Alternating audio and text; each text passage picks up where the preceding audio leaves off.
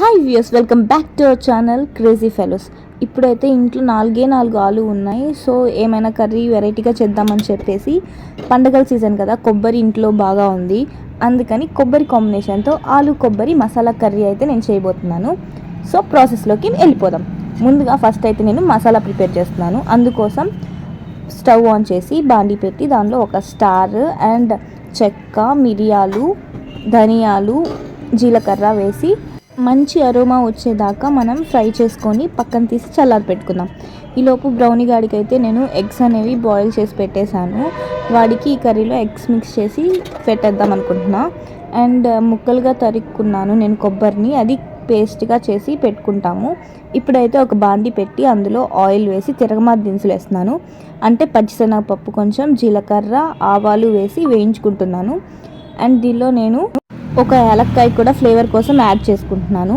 ఇప్పుడు ఇందులోకి కరివేపాకు యాడ్ చేస్తున్నాను. ఇక్కడ నేను పచ్చిమిర్చి అయితే వాడట్లేదు, ఇక్కడ ఆనియన్స్ వేసి వేయించుకుంటున్నాను. ఈ టైంలోనే నేను టేస్ట్కి సరిపడా సాల్ట్ అనేది ఇక్కడ యాడ్ చేస్తున్నాను, ఎందుకంటే ఆనియన్స్ అనేవి త్వరగా మగ్గిపోతాయి కాబట్టి. ఇప్పుడు ఇందులోకి నేను జింజర్ గార్లిక్ పేస్ట్ కూడా యాడ్ చేస్తున్నాను. ఫ్రెష్ది అయితే ఉంటే మీ దగ్గర అది వేసుకోండి, నేనైతే ప్యాకెట్ ఉంది అది యూస్ చేసుకున్నాను. అండ్ నెక్స్ట్ టమోటా యాడ్ చేస్తున్నాను.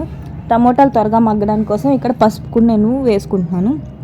ఇవి బాగా మిక్స్ చేసిన తర్వాత ఈలోపు నేను ఆలు స్కిన్ తీసేసాను, వాటిని అయితే మీడియం సైజులో ముక్కలుగా కట్ చేస్తున్నాను. సో అవి దీనిలో యాడ్ చేస్తున్నాను.